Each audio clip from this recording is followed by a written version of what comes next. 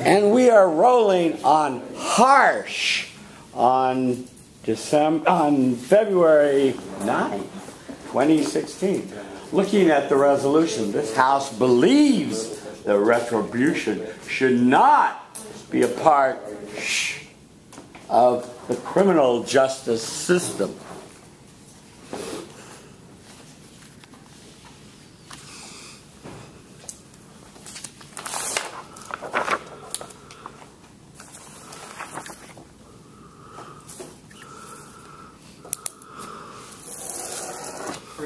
The United States of America was a country which was designed to help the poor, to help the lowliest members of society and give them a chance to achieve greatness. Now, some of the lowest members of society are those who commit crime, those who are driven into such situations that they are forced to violate the laws of society. This House strongly believes that retribution should not be a part of the criminal justice system. Now, to begin our argument, we will look at a few definitions. The first definition, this House is the United States federal government. Retribution is basically the emotion of revenge which drives our actions or controls our thought process. And the criminal justice system is basically the mechanism we use for enforcing the society's laws. The weighing mechanism which the government will be using is a net benefits weighing mechanism. Now, the two major arguments that the opening government will put forth is that retribution helps no one, and secondly, retribution is too expensive for this country to afford. Moving on to our first constructive argument, retribution helps no one. Retribution creates an image of a justice system as the devil holding a pitchfork waiting to burn every sinner in hell. However, the justice system is not that. The justice system is created to help protect the members of society. It is there to ensure that members who go against the rules of society can be helped, can be treated, and therefore can be reinstalled into society. And therefore this government proposes a rehabilitation-based justice system rather than a justice system which is based on retribution. Now, you will ask, why is this so? The first reason is that a retribution-based justice system would create a situation in which a person commits a crime, he goes to prison, or is given any punishment. However, if we do not help that person out, if we do not tell that person why he was wrong, he will go again and commit that crime again and again. And as we can see, in the United States of America, prison re-entry is one of the major problems. But what's the alternative? The alternative is a rehabilitation-based justice system. What would this do? This would provide tools to the prisoner. This would help the person who made a mistake to learn from his mistakes, to accept what he had done wrong and become a valuable member of society. Now, we can clearly see this in examples of different countries. Let's take the example of Saudi Arabia, a country which we can say has a retribution-based justice system where people cut off genitals and hands for crimes such as stealing or rape. And we often see prison re-entry, violent hating of the government, and often there are revolts in that region. But if you look at another country, such as Sweden, which has one of the most comprehensive prison care programs, which is focused on helping the prisoners, we can see they have very low levels of prison re-entry. Their citizens have some of the lowest crime rates. So, a policy which promotes rehabilitation instead of retribution would be helpful to both the society and the prisoner, because this will ensure that the person who is in the prison, who comes to prison once, doesn't have to go back again and again. And if we can ensure that, we can ensure a lower crime rate and safety for all. Moving on to our second argument, retribution is just simply expensive. Retribution focuses on emotion rather than pragmatic opinions. Now, take a simple example. Let's look at the opportunity cost of a retribution-based justice system. Take a man who committed a crime. We put him in prison, we punish him, we don't help him get well. He goes back out, he commits a crime again, he's back in jail. When he's in jail, we have to pay for his food, we have to pay for his health care. Now, let's look at another scenario. A person is put in jail, he gets rehabilitated, he goes out, he becomes a valuable member of society, he contributes to the labor force, he gets a job.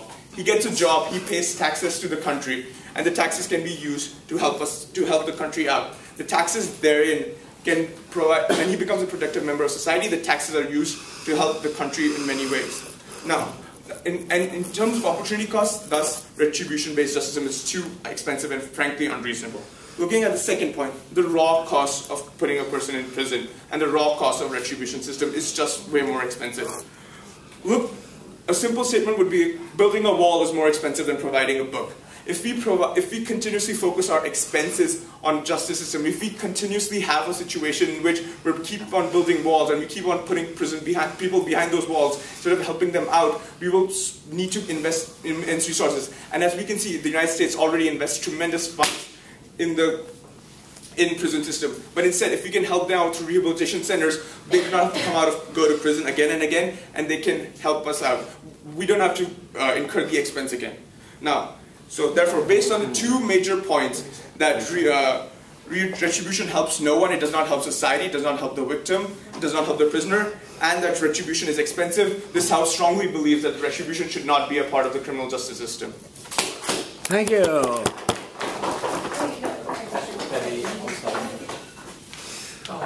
As soon as we hear the opening opposition, we'll give you some feedback on your speech, okay? Thank you. Harsh.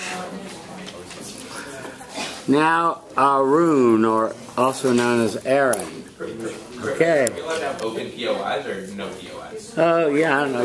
You want some? If we can. Yeah. You still like me to flow? I mean, time? Yes, please. Okay, roll. House come to order.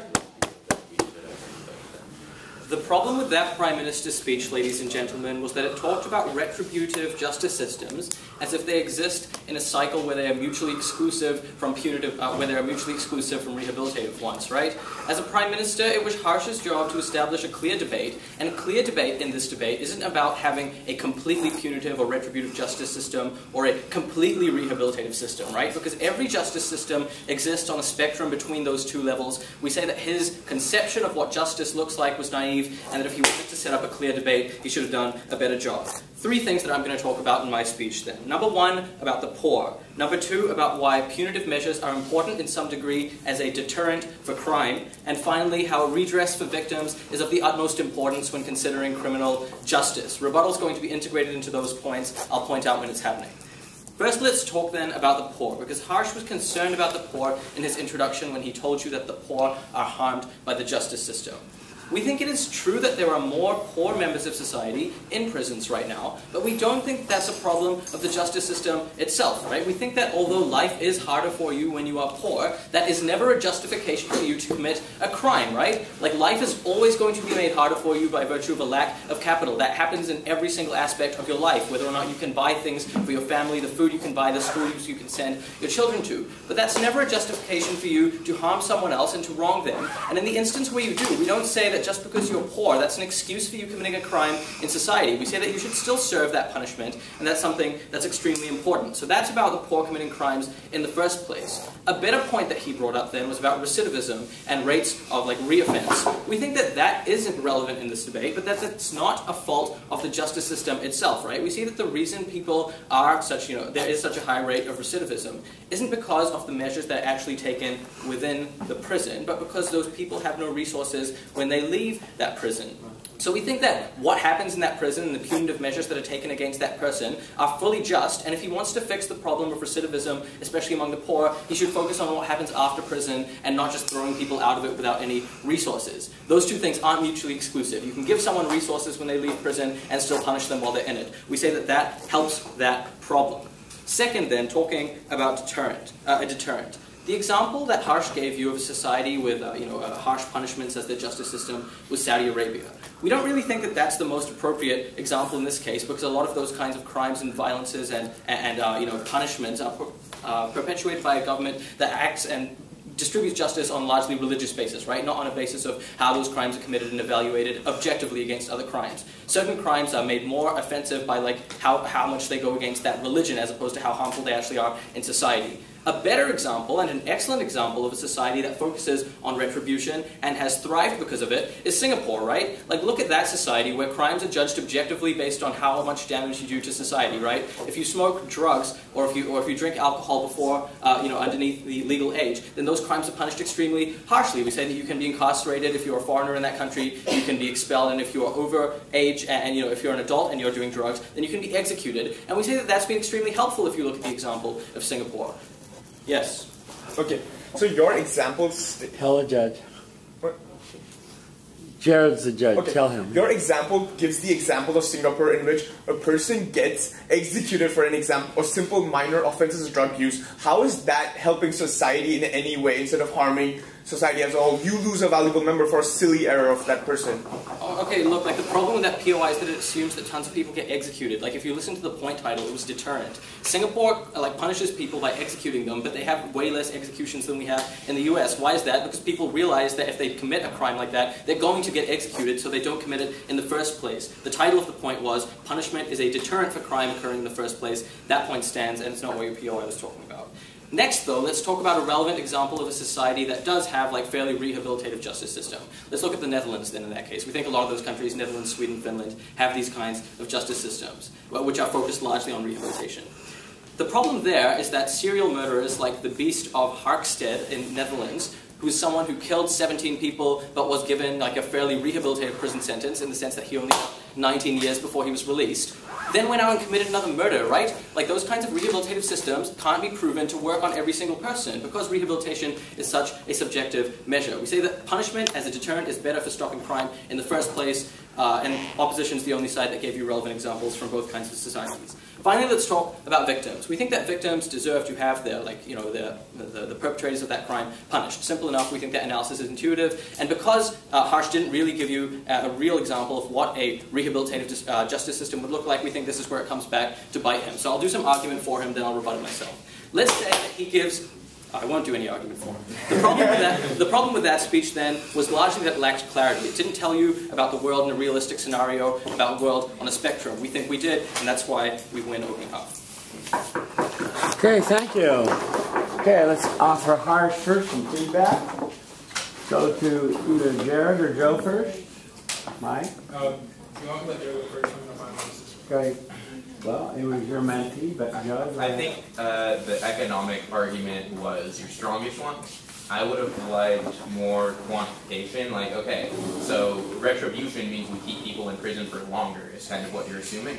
Like, how much is that burden, right? Can we be using that money instead of keeping people in prison, helping, you know, people get jobs, or helping, I don't know, in some way help, like, either low-income communities? Because it's like, yeah, we intuitively know it costs a lot of money, but I guess, like, can you quantify that and then say that we could be using that elsewhere for more benefits? It would have been more persuasive. Yeah, so building off of that, you were explaining what the opportunity cost is of like getting a job and stuff, but I don't think you touched on the cost of just putting people in prison for long periods of time, and then the cost of them having to be put back in prison over and over. And that might actually be like quantitatively more than the amount you're going to get from someone working like a minimum wage job or website with someone paying taxes. Other than that, I thought you flowed nicely. You were pretty structured, and you did a good job of defining the debate, and then you summed it up at the end. So structurally, I think you claim, reasoning, evidence, and I actually did that well, and I like the way you put it. Right. Mike, do you want to make any comments about the affirmative opening government? I think that you had just stylistically, you were quite clear. I could understand kind of really what the points were. You had fairly decent signposting, which a lot of newer speakers struggle with, so I just wanted to kind of praise you on that. But like as a judge, I knew what you were saying, which believe me is half the battle. Yeah, I think too, I agree with Jared's point about the cost being needing a little more emphasis. But I also agree with Aaron about your analysis that you missed some of the key dimensions and not setting sort of a fair debate. Let's talk about Aaron's opening opposition for a moment. Yes, please. Yeah. So on your first point, I felt like I don't think you got time to get. Your third point was what victims get retribution or okay, cool. That I think you didn't get time to do. It's not intuitive for me. So, anyways, the first point where you say that recidivism we should focus on what happens afterwards. I kind of felt like he already addressed that by saying like we should focus on rehabilitation. So I'd like to see that analyzed out. As far as the second one, when you say you advocated like applying a death penalty is doing, and then you give an example like Singapore where there's disproportional punishment. I felt like that left quite a bit of ground for opening up to bite off if they would have a second speaker. But other than that, I thought you did a good job on reputation and Yeah. I think you were kind of touching on the point, but maybe like a burdens analysis where you say like, look, if you believe that rehabilitation is important in a justice system, I agree with you, but the affirmative is arguing that retribution shouldn't even be a part. So if you believe that we should have a mixed justice system, or even like a 70% rehabilitation, 20% or 30% retribution, then that's a vote for you. You know, retribution means, you know, maybe you lock up serial murderers for life, like you were saying, whoever that killer was who got let out after some number of years. That rehabilitation actually, and I think you could have hit on this more, can actually be a really harmful mindset for a society. It means that we actually like try to help people who might actually have guilty minds, who might actually be menaces to society. Mike? I don't want to tell you what point you should have made, right? That's not my job as giving you feedback, but just on to kind of build on the final part there. I think that when you kind of say, well, he didn't give us this case, so I'm going to make his case for him, and I'm going to knock it down. To me personally, I felt that that was perhaps a little unnecessary, perhaps a little flashy. I know you're an excellent speaker and you want everybody to know it, but like, just as a kind of a human being listening to it, like stylistically as a judge, I was a little put off by that because it seemed a little kind of unnecessary kicking in the head, you know what I mean? Yeah. Though I get what you're trying to do. So, I mean, your mileage may vary with different judges, so I don't know when you take that as a solid. Yeah. Well, I would say if we were to take a look at this and just look at the resolution with me, what was your sense of where he went wrong with this House believes that the retribution should not be a part of the criminal justice system? No, I totally agree with what Joe said. Actually, I felt like Harsh missed it in the sense that he didn't feel like he was totally eliminating retribution from it, right? Like he was just kind of talking about the benefits of rehabilitation, and I think I would have been better off if I had made it clear that any semblance of retribution in that criminal justice system means that I will. Like, okay. Yeah. Okay. Fair enough. Good. Thank you. All right. We have now. Let's hear another one. Go forward. Thank you.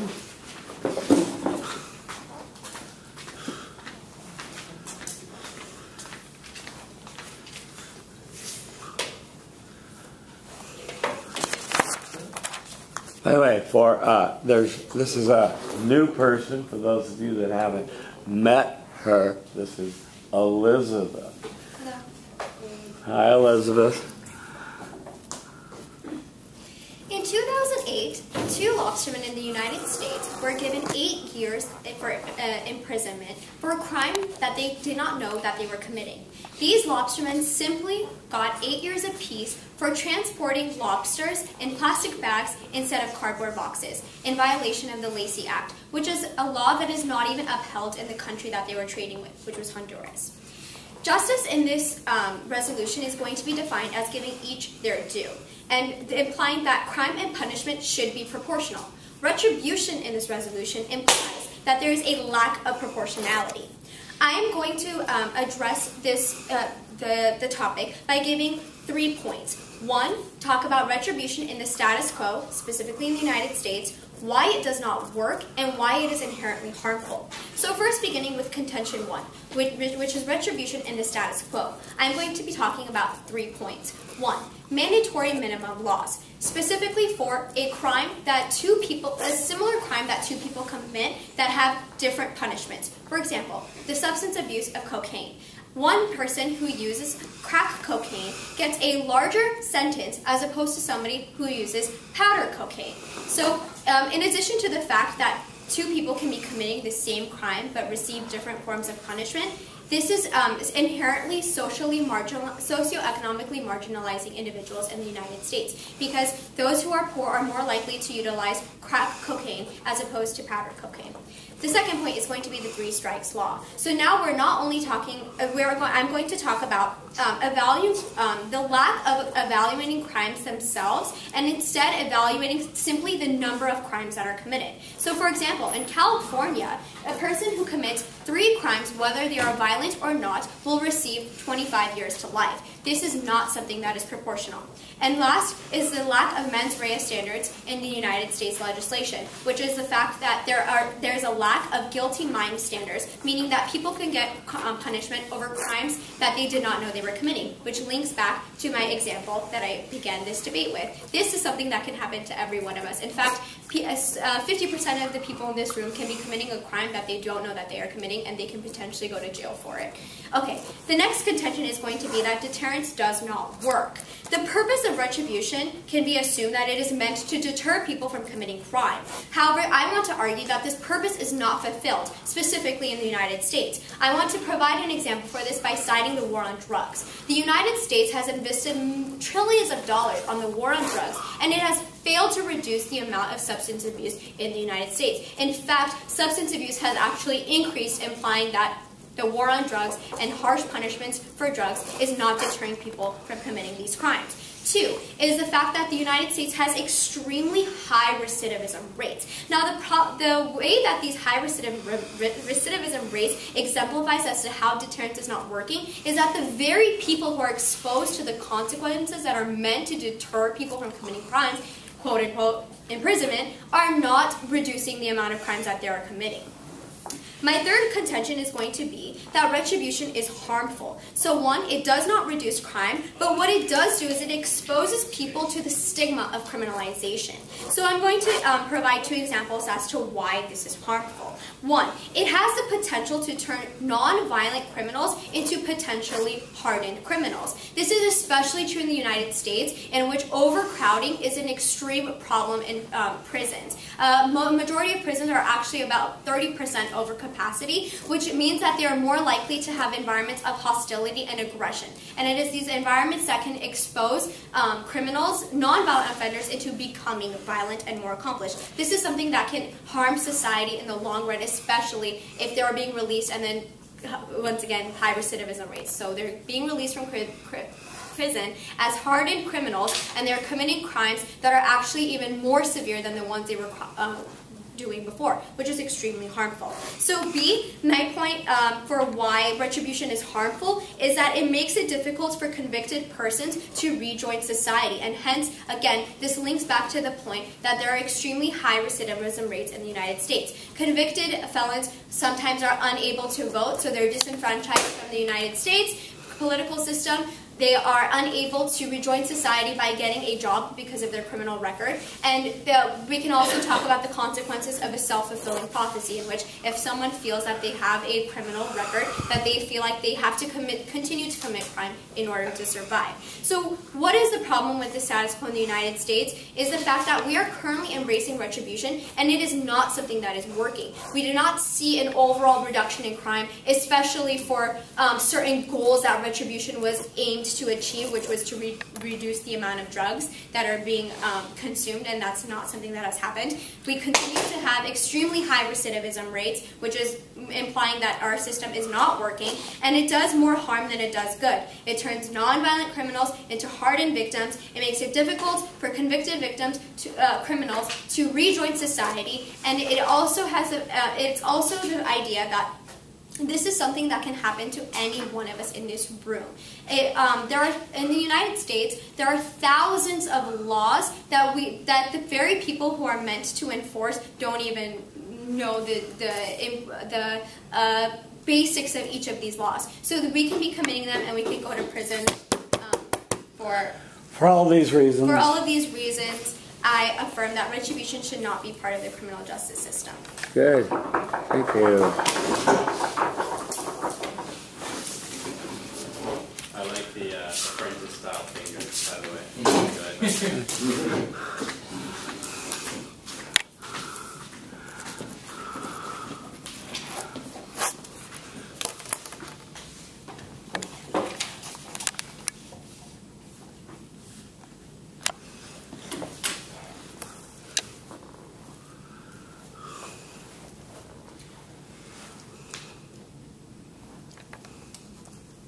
First, I want to take issue with the way that retribution was defined. I think that it was defined taking in mind the previous debate and trying to deliberately avoid many of those issues that the previous speakers intelligently brought up. I think that defining retribution as we're defining retribution as more than each being given their due is a very narrow and deliberate choice of what retribution means, right? Retribution is about doing harm to other people and then having harm come to you as a consequence of your actions. I think saying that we should have punishment proportional to the crime is not the same as saying, and that's different from retribution, I think is an unfair distinction, and I think it's unfair for me to stand and say that punishment should be way more than a proportional to the crime. I'm not going to stand here and argue for a medieval justice system, even if that's the way the debate has been framed. With that in mind, I want to talk about kind of the broader themes within that debate, and I think that especially the speaker focused on issues which were kind of problems with the way the justice system is enacted, the way that laws impact people, the way the police works, and these kind of issues, as opposed to the way that criminals are treated. And I'll bring you some examples of that. So, for example, we started off with lobstermen. We started off with the difference between kind of cocaine and crack cocaine. So on the cocaine, crack cocaine one, yes, laws are biased against certain individuals. That is a bad thing. We agree, okay? But that is not the same as saying that we should therefore have a non-retributive system, where that would mean that we were unable to punish people who committed crimes that harmed other people. I think that trying to phrase all these problems about crack cocaine, about the war on drugs, as problems of a system of retribution is lacking in a link as to why specifically it's a retributive system which is leading to these problems. I think that that's false, and I think you're kind of trying to correlate the fact that society has these problems with the fact that society is retributive. And I think that that's not a link that you've made any attempt to build, and therefore I'm just essentially rejecting just about all of those specific examples you gave. I will say, though, that when you say we do not see an overall reduction in crime, crime has dropped 40% in the last 50 years in America and in many Western countries. I think that I'm not going to say that that's because we have a retributive system in the same way that you probably couldn't have said that it's not the other way around, okay? But I want to be aware that these examples fall on both sides. And I think that ultimately they're examples of more complex issues than the way our criminal justice system works. They're more about the way people are brought into it. Similarly, with guilty minds, being ignorance is not with guilty minds. Firstly, ignorance is not a defense. It's important to have an incentive for people to understand the laws in which they're acting in, and it can be a mitigating circumstance, but all of this is really about the way in which people are prosecuted more than the way in which people are punished. So now I would really like to talk about the way in which people are punished, which I think has been very much missed by the last speaker. So let's talk about, for example, the stigma of crime, which I think does very much depend on why people are punished, and you spelled out why that was. I think that actually a retributive system fights against that stigma. I think that people have the sense that criminals have paid their dues, that they have done a crime, they have been kind of harmed in proportion to that crime, and they are now able to re-enter society. I think that in a system which is focused very heavily on rehabilitation, that is taken away, and instead there's a kind of a sense of injustice against the victims remaining. I think that intuitive yearning we have, that when someone harms us, there's been something bad done to us that has been left unaddressed. That intuitive yearning is not unique to people in this room. And I think we can see this in those exact kind of more rehabilitative systems like in Northern Europe. Where we can see kind of this growing right-wing kind of political backlash against those exact systems for these exact reasons. So I think that actually the stigma of crime falls quite clearly on our house.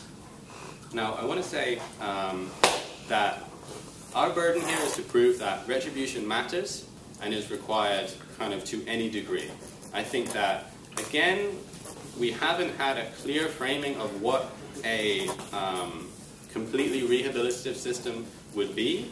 And I think that the reason that that hasn't happened is because retribution is kind of a necessary component.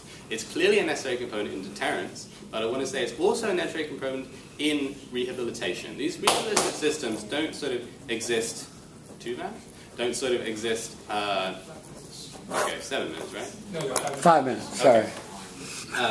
So these rehabilitative systems don't exist kind of independently of deterrence. They exist as kind of the opportunity cost of people who are in them, as the stigma that you're creating, and I think that for all these reasons we are proud to oppose. Thank you very much. Okay, we're doing this, and we're just doing one-on-ones with people that are going to Point Loma. So if you have any comments you want to make, did you get to hear the opening? I did. Okay, so let's start with the opening and give the opening. He's not here, but what were your thoughts about Elizabeth? Let's give Elizabeth the opening, her feedback. Yeah, sorry. Yeah, so I may have not covered this. Did you define this house as the U.S.? Mm-hmm. Okay, cool. Yeah, that's mine. I didn't do it clearly. I did think he was right when he said you define retribution unfairly. I think retribution, to give fair ground to both sides, has to be, you can't just be like only disproportional punishments, especially if you define it as the U.S., because we actually have something that says we can't do that in the country.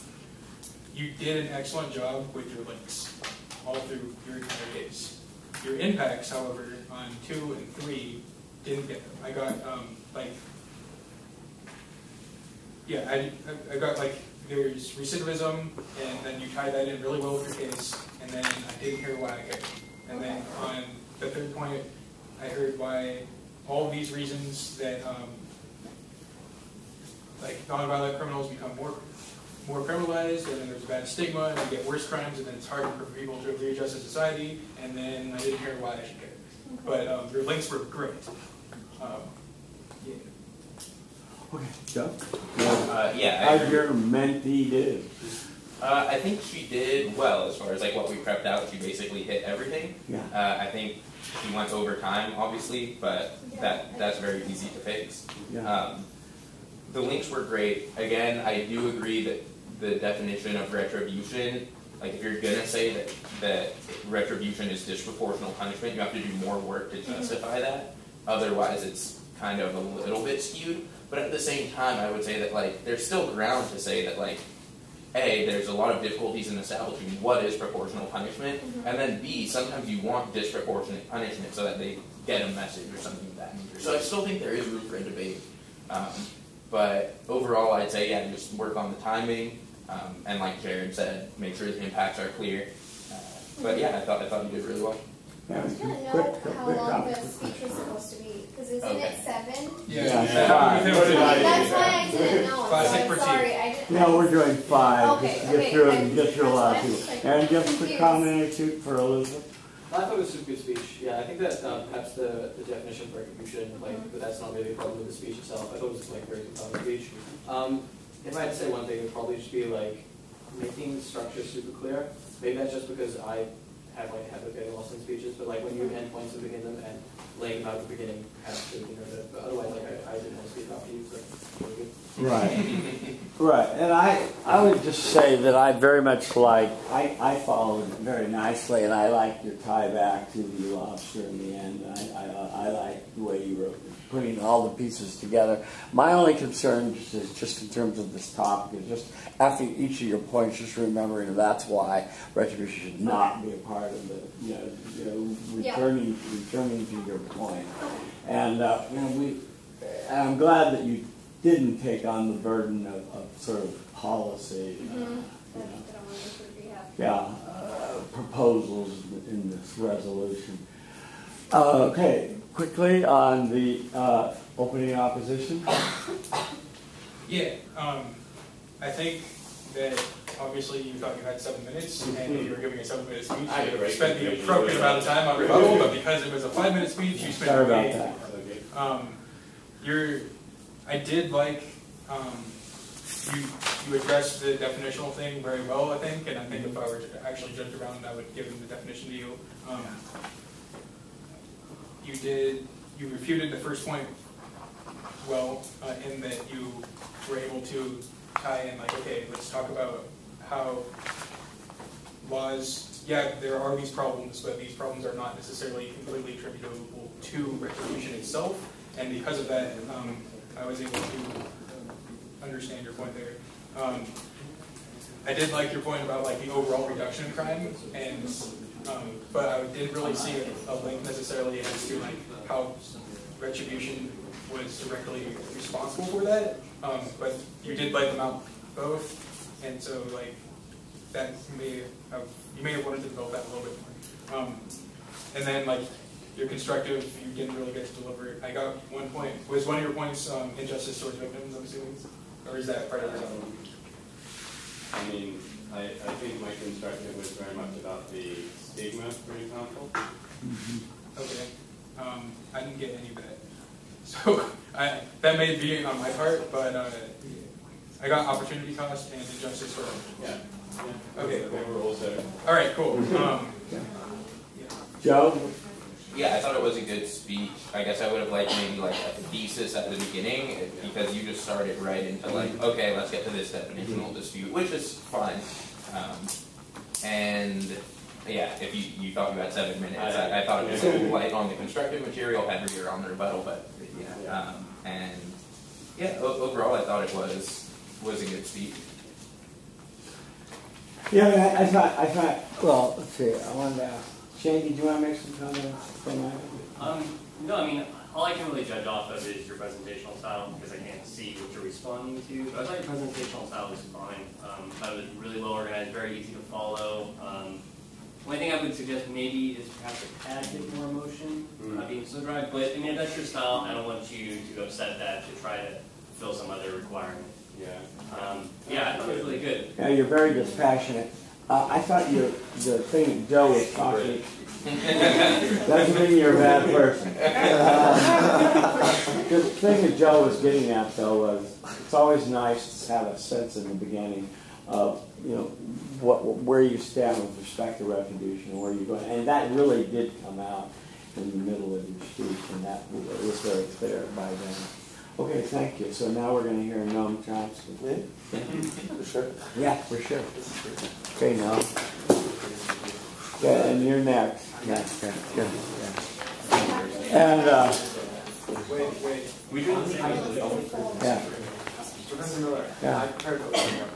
What? I don't. Yeah. And let's see. We'll have Madeline. Oh no, we'll have Jared do the opening opposition to this. For this one? Yeah. See, we're getting practice for the experience. Okay, rock and roll. Someone else needs a time in, by the way. Okay. What? Can you time? I'll time it. 5 minutes, right? 5 minutes. Okay.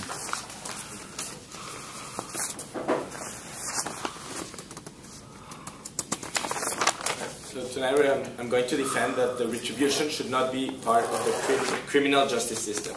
So first of all, what is retribution? Retribution, in some sense, it refers to some kind of justice system in which there's a revenge part in which we give the criminal similar punishment as what the crime he has committed.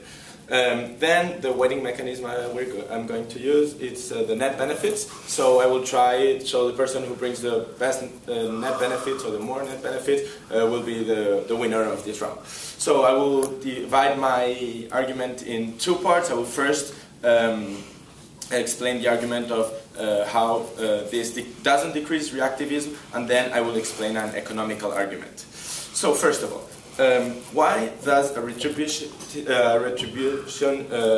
criminal justice system doesn't decrease reactiveness? First of all, in some sense it's a limited view. What we're doing is some criminal commits a crime and then we're punishing him back. That might alleviate the victim, it might be good like in a newspaper, but finally what is happening is that criminal 5 years later is going to go out of jail. That criminal 5 years later he's going to be back in the street. And why would we want to create a criminal that has a hate against the system that has been punished? What is the goal of justice? The goal of justice is not to get rid of evil people, it's to get rid of evil. And that's a very important point to understand. Getting rid of one evil person, that's not going to change the system, it's not going to solve criminality. It's getting rid of evil that's going to change. So, for example, in England there was an experiment done, which was they were making the criminals meet with their victims in some sort of like really precise way, and which wouldn't affect the victim, and that they did it on a large scale, about 5 to 6 years, and they saw that in a percent it decreased 14% of reconviction, which means that it works. If we make the victim, the criminal, try to understand what they have done. If they try to, if they meet the victim and they see the damage they have done, it's much more beneficial than just punishing them. Because punishing them is something that is going to create anger in them, that it's not going to make them understand something. It's more about feeling, but it's not going to make them understand and be logical and try to pursue and to be better in the future. Other than that, we can look at future generations. It's a very long-term thing. If you go out of jail and you have anger against the system, your kids are going to have anger. Kids of criminals have a much higher rate of incarceration than people who are not. So we should look in the long term instead of just thinking that the victim has to feel alleviated or to feel better. So other than this, we can conclude from this that this argument says that we would have a safer society. Then let's go to the economical argument, which states that prisoners, we all know, they're a huge price, and it's very expensive for a state to have a prisoner. Prisoners don't pay taxes. Prisoners don't produce any material for a state. Prisoners are fully covered expenses. They have food every day. They have a place to stay. They have people that work for them. They are in a whole infrastructure. It's clear. Prisoners are a huge cost for a state. And if we incarcerate people, we let them 20 years in a prison, of course, it's going to be much more detrimental for a society than having a prisoner 5 years, putting him back in the street, and having someone who is working, someone who's producing something, someone who is actually a benefit for society instead of a detriment, instead of someone who is going to make a lot of expenses for a society. And finally, we can just, in the conclusion, talk about a whole new argument, which we won't go very deep in, but it's a moral argument. We were talking about how can we create a fair punishment. What is a fair punishment? That is a whole new problem. How can you create a fair punishment? If someone kills 2 girls and rapes 4 other girls, what can you do to him? Like, it's really, really difficult to do a line, to create a line. And with our retributive system, we don't have this issue. We're just trying to make people readapt to society and be again someone who is beneficial. So for all of these reasons, we should ban retribution in the criminal system, and we should create a retributive system. Thank you. Okay, thank you. Okay, let's hear the opposition and refute these observations.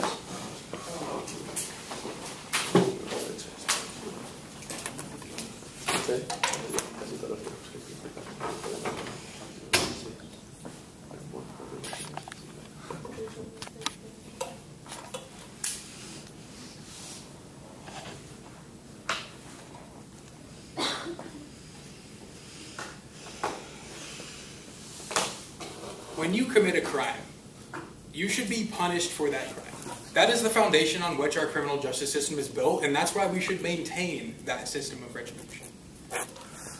First, I'm going to start out by refuting all of the case you just heard out of the Prime Minister, and then I'm going to construct a case which will show you that side up gets more benefits than side go. First, the Prime Minister says that we should ban that retribution systems should not be part of our criminal justice system because the criminals will hate the victims when they get out of the prison system. No, the criminals won't. If the criminals hate the victims, then they should be put into the prison system. They should be punished for their crimes that they've committed. In the sense, for example, if you steal something from a victim, guess how that victim feels?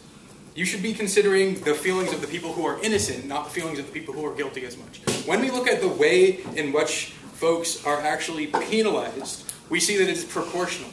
So if I steal something from Noam, I don't get my hands chopped off. I get a fine and have to return it or pay reparations or something of that nature. If I kill Noam's family member, I go to jail, and if I'm in Texas, I get the death penalty, right? And so at the end of the day, the criminal won't hate the victim for committing the crime. The criminal will have paid his penance, which is the entire point of the penalty system in the first place.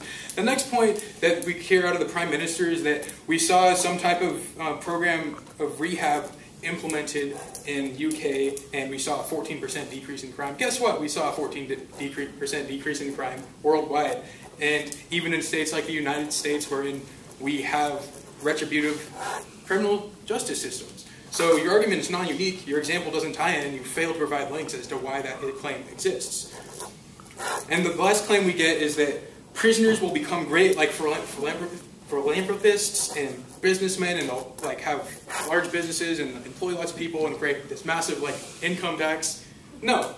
What's going to happen is that there will be probably a proportional amount of folks who, when they get out of prison, go back into society and do what they were doing before they went to prison, right? You've provided no context for which these people will be able to have this massive foundation where they're going to be paying a bunch of taxes. It's just not true. Not to mention, you don't really link out how your plan of rehabilitation will work. You don't tell me, like, what's the cost of rehabilitation? Why would we do this? Like, what are the net benefits? You just say, like, make these claims without linking them out. And so, for that reason, your claim doesn't get to flow. Now I'm going to go into some constructive matter. One, that crime is disincentivized. And two, that we will provide solace to the victims, right? So the first point, crime is disincentivized. When you allow proportional punishment for people committing crimes, we see that people will commit crimes less. If I can steal everyone's laptops in here right now and get away with it because I'm a big dude, then I might do that. But because when I steal everyone's laptops in this room, I probably will go to jail and then have to pay a bunch of fines, I'm probably not going to do that. At the end of the day, because morality is subjective, we do need some type of penal system that will disincentivize folks from doing bad things. If I don't like Joe, I'm not going to kill Joe. And there should be proportional punishment, right? And at the end of the day, we have less crime and safer streets because of that. When we look at how we provide solace to victims who have been had crimes committed against them, this is also an important part of society. We need these people to feel secure in their own society. You can't feel like I'm going to steal your laptop whenever I walk into a room. Joe can't feel like I'm going to hit him over the head with a baseball bat because I had a bad day.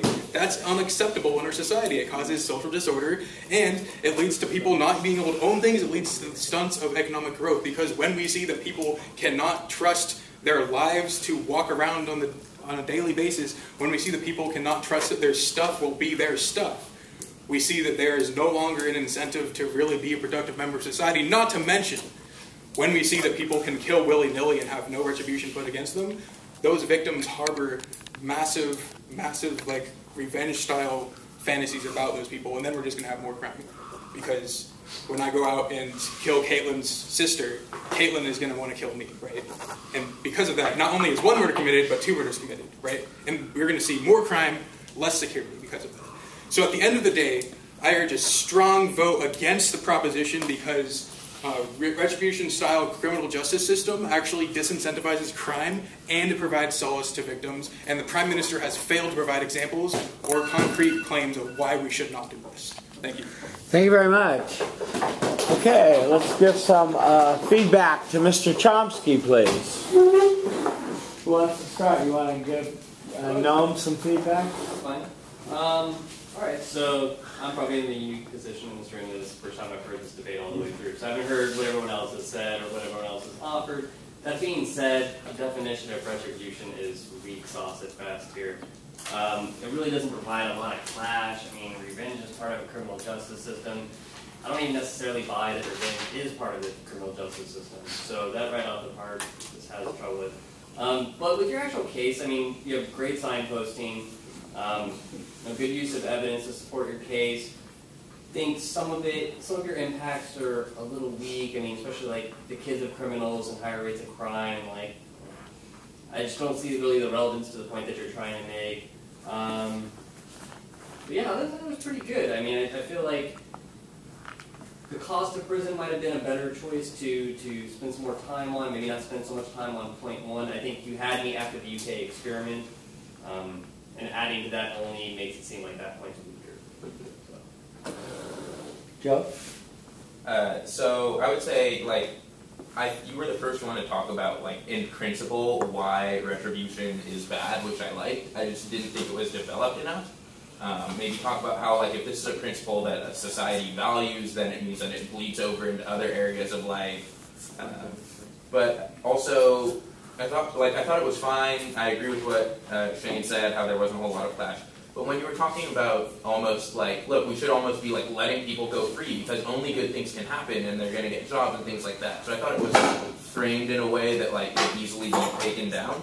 Like toward the end of your speech, you talked about like a hypothetical example of like a serial rapist and murderer, and then sort of said like, so now we shouldn't have retribution. And I'm kind of like, wait a minute, no, we shouldn't be rehabilitating this person. This is someone who should be locked up, maybe even put down. So just that's my general feedback. But other than that, yeah, you had great signposting. I like some of the examples that you had. About like the one about meeting with the victims and how sort of like that helps teach them more than does deterrence. So yeah, overall I thought it was a good speech. Michael, you want to make something? I want to praise, I think that something you did very strongly as a theme was you did a good job of thinking about the minds of the people involved. And I think that, especially when it comes to clashes on this kind of, on this kind of debate where it's not clear how sort of this big government policy or this big principle links to like effects in the world. I think the link is people's minds.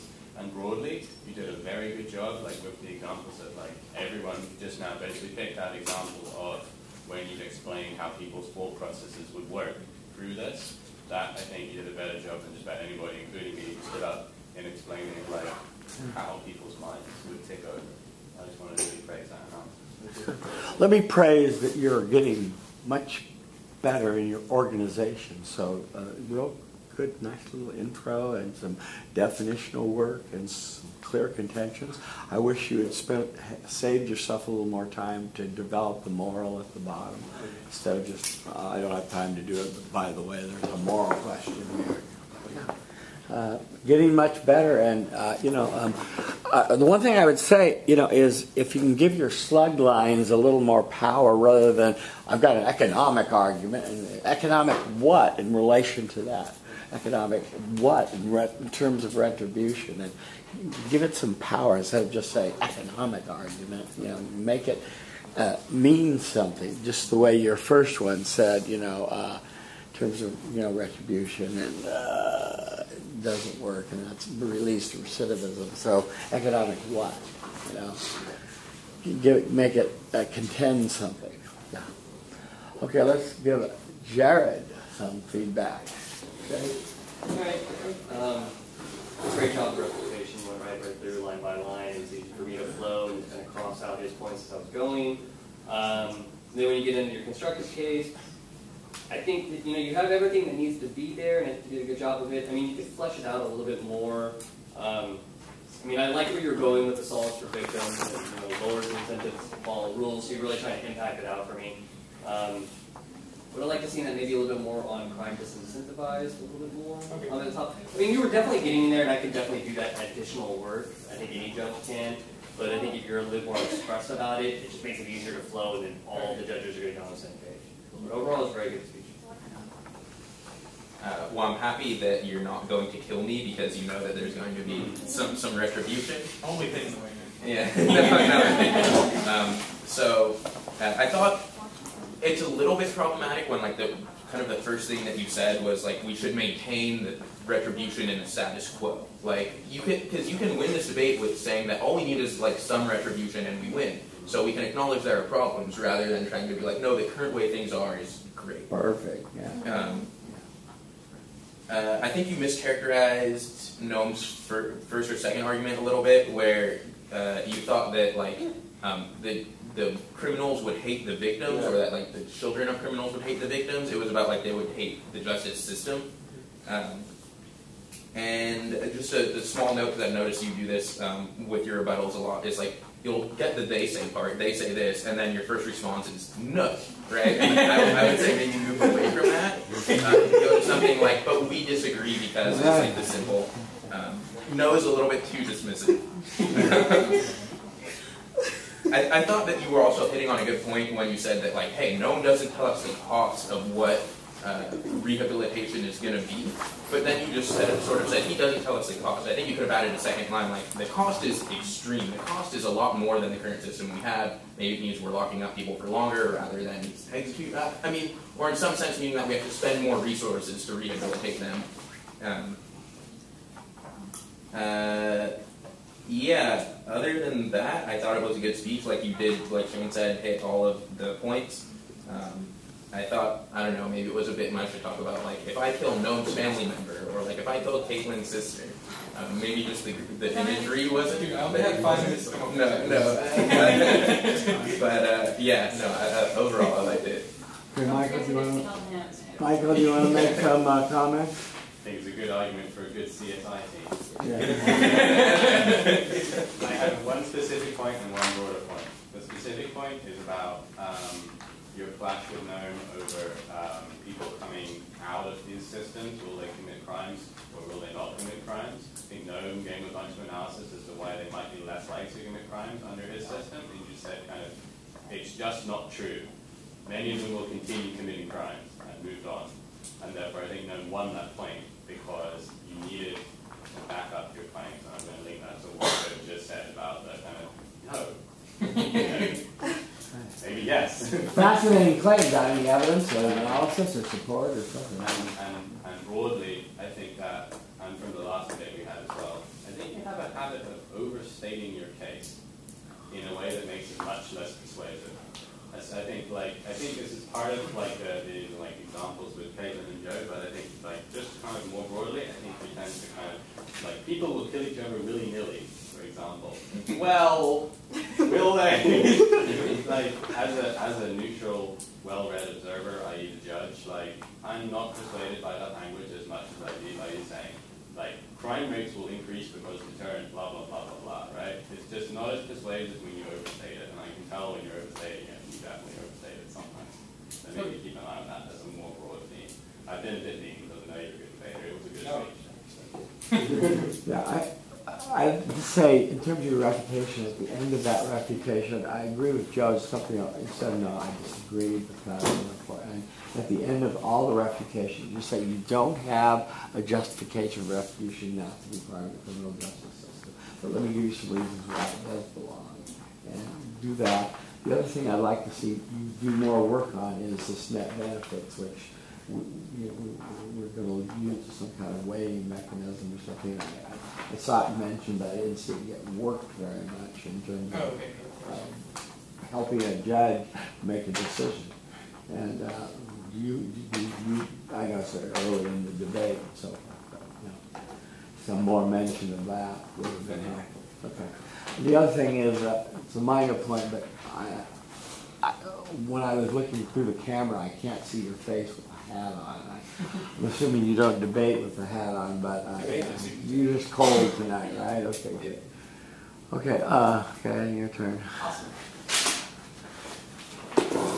And Madeline, you'll be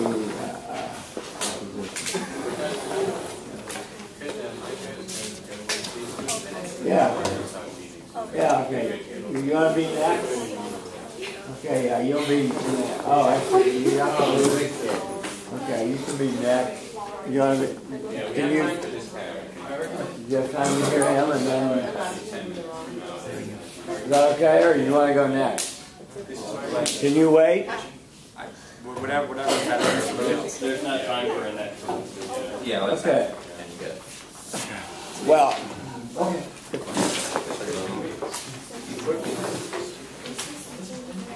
Some sort of this will be last week.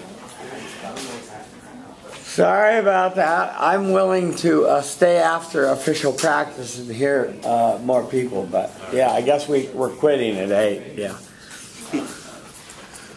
Okay. We're hearing an opening government, right? Yeah. Yes. Okay, great. Okay, this is Kenny, and Madeline, you'll do this one. Yeah, I'm just, Would it be quicker just to have the mentees speak from now on? Because we have Okay, yeah, that's true. Let's just do the 2 mentees. Okay, good.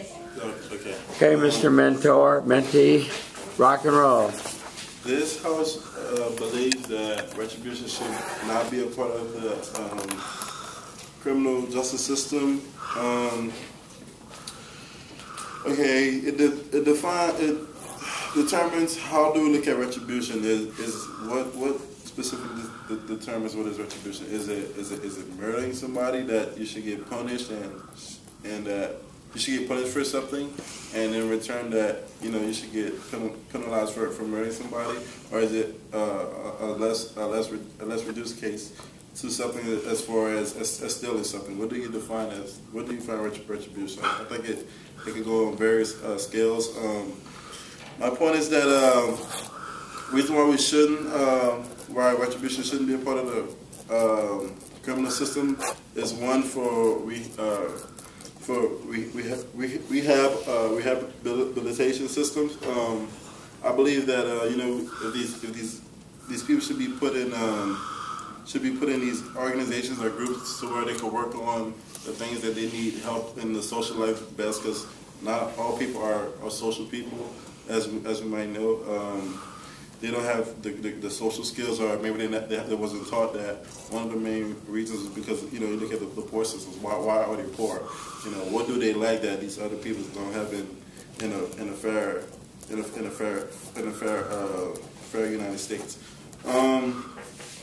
Also, I think with time, I think it takes time with everybody. Everybody's going to get things right off the bat that that depending on how severe the case is, determines how many years or how many months they should be within that program. Because if you look at it like this, those people that have families, those dads that have families and that just had kids, they're going to spend 30 years in prison, you mean to tell me, and not be able to see their kids? This little girl is 30 years old and she hasn't seen her dad. She hasn't seen her dad or went on a picnic with her dad ever since she was born. How does that look? How does that look? And I think that's fair for every citizen of America, whether there's a mother or a male. That I think it's a fair judgment to why we shouldn't punish, why retribution shouldn't be a part of the criminal system. I think it should be redefined to what retribution is and what the punishment should be. Another reason I'm going to state about the overpopulating of prisons, how much it costs for a prisoner to go to prison. Let's look at the people that are poor here in America. What's the chance of them going to prison in a year? It's very high to the other populations of people that who does know the skills of of what it means to be a good citizen and to do the right things and to not be punished. Just the minority effect that has a less chance of being treated like a fair citizen.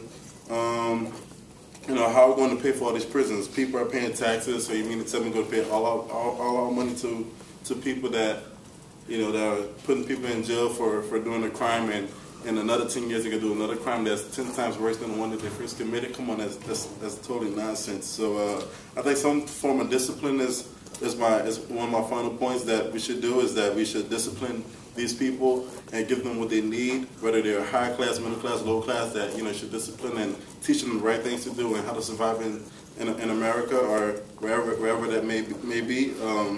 Let's just say the death penalty. You mean to tell me that a woman that has cancer and her son is about to be on the death penalty, and there's a great chance that he's going to die before she even passes away, that's how she want to spend the rest of her life? Being sick and watching her son pass away before she even died, and he didn't even have an illness. So, those are the things that I focus on most. That that supports the reason why retribution should not be part of the criminal systems.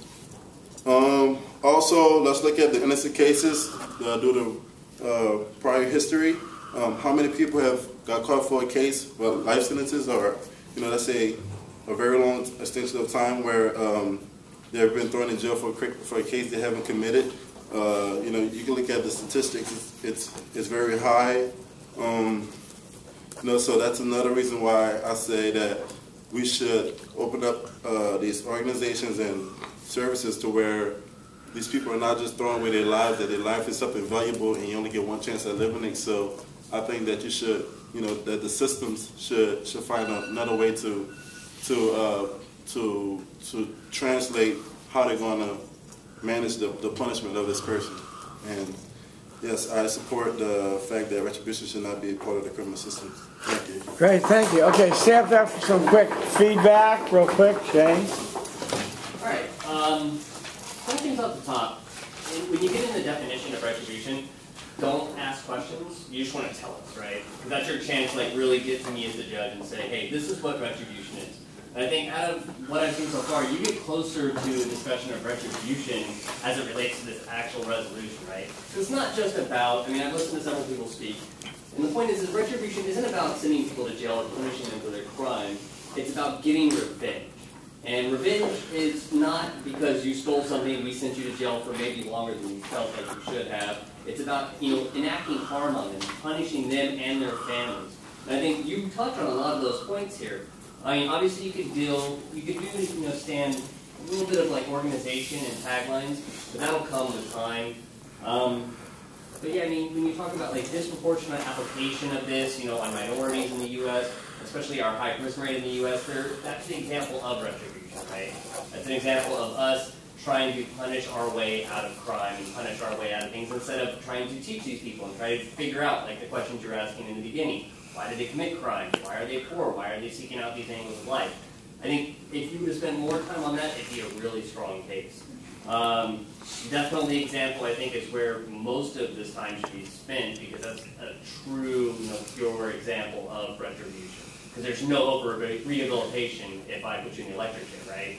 You're not going to get better. So, on top of that, I think that's a good first start. So, we just need to work on the organization a bit. I think you'll come across more confident that you have those good slug lines and see how things.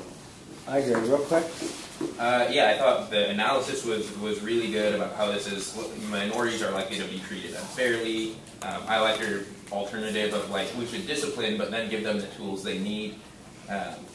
Similar to what Shane said with obstructors, an easy way to do this is number the arguments. So one of the things that I like to do is my first argument and hold up the number 1, second argument, number 2. So, and then when you get to them and you hold up that number and you write it next to the argument you're making, it helps the judges be able to know when you're transitioning from argument to argument. I thought that your ending was really good, how you were and this is why, I believe that retribution should not be part of the criminal justice system. So I thought that your ending was good. I agree with everything that Shane said. And then, just develop those points a little more and make sure that they're distinct from one another. And I think, that you'll be great. Real quick. Yeah, I like that you approached it from the mindset of let's look at how the victims' lives will be affected. Not the victims, the people who are the criminals' lives and how they're affected. And I thought that was unique to all the debates we've heard so far. Also, I agree with Joe. At the beginning, just kind of give us a brief roadmap. Number 1, number 2, number 3, and then look at them all. Yeah. And then also, I think on your last point, you were saying this is kind of screwed up. We should find another way. But you didn't really link out what that other way is for me. And if you would have done that, I would have thought everything a lot more. But Mike, real quick. Very quickly, I think your strength is definitely in your kind of emotive way of speaking. You manage to really connect it with human issues that people can relate to very fast. A father whose son is missing, this kind of thing. I really enjoyed that kind of grounding with an abstract way. But I think that what would have really helped make that more persuasive is to say, okay, well, why would we not do that to a father when they're a criminal and they've done bad things, right? You can sort of see the kind of arguments that the opposition is probably going to stand up and make, and then try and think about, okay, well, how can I rebut these before they've even had the chance to make them, right? And I guess we'll see in a minute if that's the kind of points that come up. But it was a great speech, Joe. Yeah. Let me, Kenny, just the idea of having just the big picture is just, a little intro of what you believe, the resolution, some definitions, not questions, but define it. A preview of what you're going to do. Do it with 3 contentions. With ARE, assertion, reasoning, and evidence. Assertion, reasoning, and evidence. Then sum up, and it's a done deal. But a good start, and I agree with everything else that people said tonight. Thank you. Yeah, go ahead. Practice is officially over. If you have to leave, leave. But the piano player is going to perform, but Noam's not going to be here to hear him. No. Professor, how do you know I play the piano? I'm psychic. Okay, start. Okay, start. Whose time? Do you want me to sign? Yeah. Okay.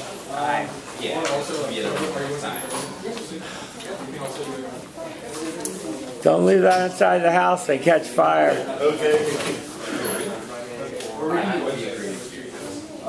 Today I want to tell you the story of Sarah House come to order? Yeah. a young, poor African-American woman who at the age of 19 in 1999 was convicted of possession of crack cocaine. It was her first offense and it was nonviolent, yet she was sentenced to 25 years to life. This situation is like many others in America, and it perfectly illustrates why this house is proud to believe that retribution should not be a part of the criminal justice system. Now I want to start by first defining retribution. And I define retribution as punishment that exceeds or equals the harm that a person has caused without the intent of rehabilitation. And the weighing mechanism that I'm going to use for this debate is going to be net benefit to society. Now first I want to go through, I'm going to give 3 main arguments. The first, that this perpetuates poverty. The second, that it plummets productivity. And the third, that it pushes up the price. Now what do I mean by these? I'm going to start with the first one, perpetuates poverty. Now the majority of crimes committed in America are by low-income minorities, people of the lower socioeconomic class. Harsh prison sentences to these minorities, ones that aren't made to rehabilitate them, send them back out into society with no prospects. They're not able to get a job because they're convicted felons. They have no skills, and they're in an environment for a long period of time that makes them feel like they're criminals and this is their only option. What does this do? When they come out, they have no means for improving their lot in society. It keeps the poor poor, or they get locked up again because they turn once again to the life of crime. My second point is that it plummets productivity. A lot of crimes are committed by younger people, people in their late teens or early 20s. And a lot of these are non-violent crimes, entry-level, ones such as drug possession or maybe petty theft. In a retribution-based system, they're taught that all they can do is crime. That is all they're good for. This lady, Sarah Jones, is in prison for 25 years. She's essentially taught that she is a criminal. When she gets out, she's going to turn once again to a life of crime, and society is robbed of her productivity. Society is robbed of the productivity of all these young people. In a rehabilitation-based system, we could harness this productivity. We could teach them that they're not just good for crime, that they have skills, and these skills can be applied to different things. And then we can send them back into society, and once they do this, they could contribute to it. They could advance our society, rather than just having this perpetual cycle of crime. And now my third and final point is that it pushes up the price. With harsh prison sentences, prisoners are in jail for longer. In a retribution-based system, you may have a prisoner in there for, say, like 25 years, or in the case of Sarah Jones, it was 25 years to life. This is an immense cost on the state. And when you keep on doing this, it keeps on costing more and more. And what's even greater is that it's not just this cost. When these prisoners get out, I've shown that they continue to turn to crime because they're not rehabilitated. They're just punished very severely. And what does this do? This means that we